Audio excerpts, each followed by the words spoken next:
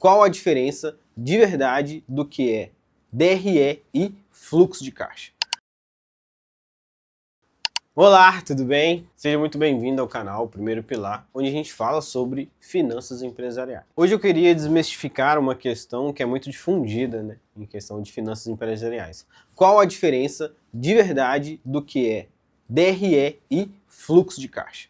Apesar dos conceitos na prática serem bastante similares, tem muita diferença envolvida. Para você ter uma ideia, o fluxo de caixa ele só foi inventado no século XIX, depois que eles descobriram que a DRE não correspondia muito bem com a saúde financeira da empresa. Por quê? É um relatório onde ele mostra se você está tendo lucro ou não, se você está tendo dentro daquele exercício o que a gente chama de geração de caixa, se você está gerando caixa para sua empresa. Já a demonstração de fluxo de caixa vai mostrar o que você está fazendo com esse dinheiro. E qual que é a diferença, afinal? A gente tem que separar as duas práticas de uma forma muito veemente, porque são práticas distintas que você tem de ter as duas, só que elas te dão resultados diferentes. Não estou falando de resultados numéricos, mas de resultados de conceituação, beleza? A DRE é uma demonstração de resultado do exercício. Vamos começar pelo exercício. O exercício é um prazo. Qual você escolhe?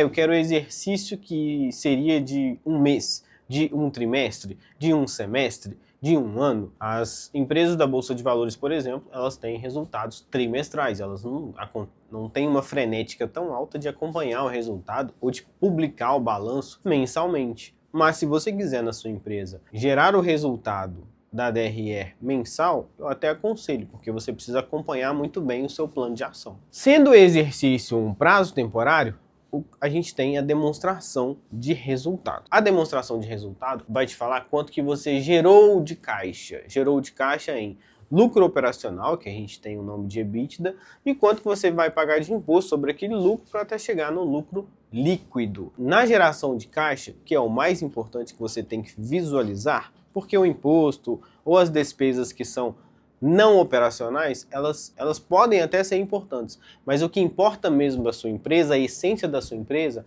está do lucro operacional para cima, que é o que realmente acontece na sua empresa. E o que tem do lucro operacional para cima? Temos 3 quadrantes e 2 somatórias. Presta muita atenção. De cima para baixo, a gente tem a receita, ou seja, o que você fatura, o que você vende. Tudo que você vende, você emite nota, você fatura, e aí você tem essa receita, que a gente chama de receita bruta. Da receita bruta, a gente vai tirar algumas deduções. Deduções de impostos, deduções de devoluções, devolução de alguns erros, algumas deduções que você pode ter, que pode abater dessa receita bruta. Tirando os impostos e essas deduções, a gente tem a receita líquida, beleza? Receita líquida é o que você vendeu, o que entrou no seu caixa. Da receita líquida, a gente vai pagar o que a gente chama de custo, e a gente entra no segundo quadrante. Então, o nosso primeiro quadrante é a receita, e o nosso segundo quadrante é o custo. Só que o custo é o quanto teve de custo para você fazer aquela venda. Num produto é muito fácil. Num produto, por exemplo, que eu comprei por R$10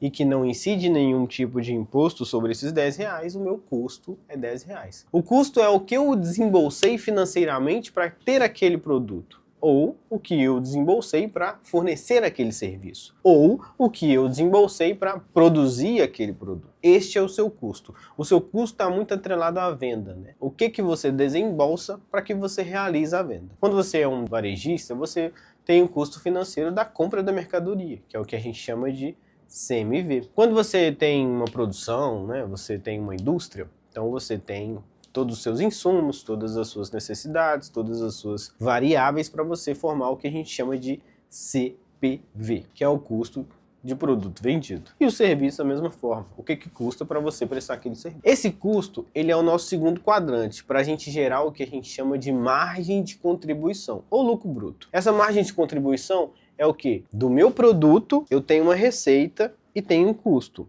Sobra a margem de contribuição. É o que a minha operação contribui para a minha empresa em questão de geração de caixa. A margem de contribuição é a nossa primeira soma, que a gente está só somando, porque o custo é negativo, receita positiva, soma-se os dois, temos a margem de contribuição. Ok, entramos no nosso terceiro quadrante, que é as despesas gerais. Despesas administrativas, que a gente chama de D&A, mas é despesas em geral. Despesas administrativas de pessoal, de vendas gerais, estruturais, tecnológicas, é o que eu chamo de boleto mensal. Não importa quanto que você vende. Vai chegar o boleto da sua folha, vai chegar o boleto da sua internet, telefone, aluguel, isso tudo chega. E ela tem que estar na conta. Tudo pago pela margem de contribuição. Tudo bem até aí? Então a gente já apresentou os 3 quadrantes. Primeiro quadrante, receita, custo. E aí a gente tem um somatório, que é a nossa margem de contribuição. Ele não é um número que você cria, ele é só um resultado de 2 números. Temos o terceiro quadrante, que a gente chama de despesa, e temos o útil somatório, que a gente chama de geração de caixa. Você pode chamar do jeito que você quiser.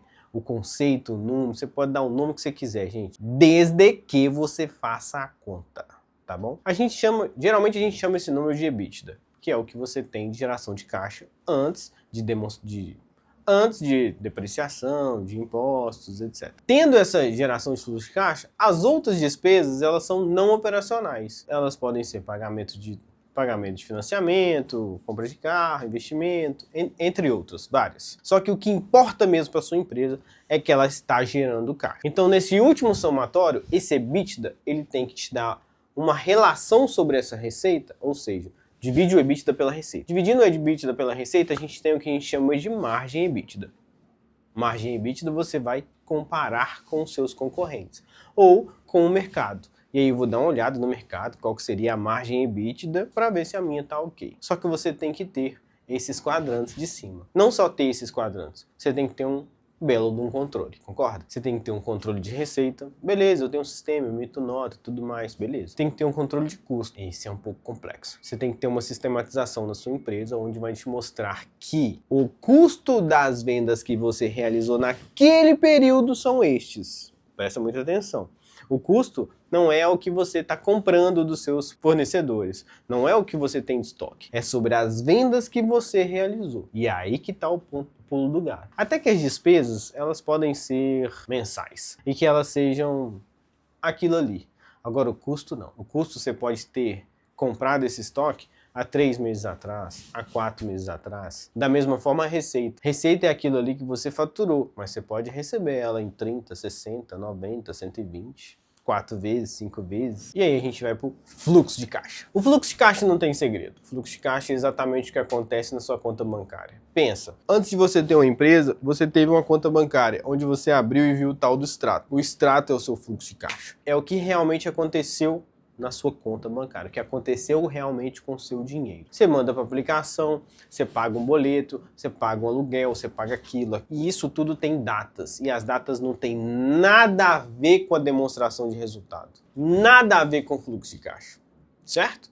É o que acontece no seu extrato bancário. Só que o extrato bancário, você vai falar que, pô, mas minha empresa tem 3 contas. Beleza. Você vai o quê? Unir essas contas numa planilha, num controle, num sistema, onde você vai ter o seu saldo dia a dia, que é a soma dos saldos de todas as contas, inclusive uma tesouraria, caso você tenha. Tendo esse saldo dia a dia, que é o saldo da sua conta, que é o que realmente você tem na mão, beleza. Você tem um acontecimento do seu fluxo passado. E agora você vai fazer o que para ter um controle sobre o seu fluxo de caixa? Difícil? Você vai provisionar as suas despesas, provisiona as suas receitas e provisiona os seus custos. Você tem um provisionamento de fluxo de caixa. Você vai fazer um provisionamento de todos estes movimentos, de todos esses lançamentos. E aí você tem o controle do seu fluxo de caixa. Não é complexo, gente. Em finanças, pouca coisa é muito complexo. O que falta mesmo é informação. É o gerenciamento dessa informação, é o gerenciamento dessa base de dados, é o lançamento correto desses números. Eu costumo dizer que todo sistema é perfeito, porque o desenvolvedor do sistema, ele geralmente pensa em tudo. Pensa em tudo porque ele faz N testes. O que estraga o sistema é a falta de lançamento. O que pode estragar um sistema é o seu usuário, que não lança as informações e quer ter resultados imaginários. Tudo é feito sobre uma base de dados, sobre uma base de lançamentos. São coisas que você registra, você controla só depois que tem números. Confiar em Deus, no resto, traga dados, traga base de dados, traga informações, que a gente só toma decisão efetiva a partir de números, de fatos. É por isso que se você chegou até aqui, eu vou te dar um presente. Eu tenho uma planilha de controle de fluxo de caixa bem legal. Eu vou disponibilizar ela aqui, tanto na descrição do vídeo, quanto no comentário fixado. É só clicar no link que você vai ter ela no seu e-mail. Entendeu a diferença de demonstração e de fluxo de caixa? Caso ficou qualquer dúvida, pode comentar aqui que eu vou responder todas as dúvidas. Vou sim, pode deixar. Todo mundo que comentar dúvida eu vou responder, beleza? Muitíssimo obrigado, eu vou ficando por aqui e até a próxima.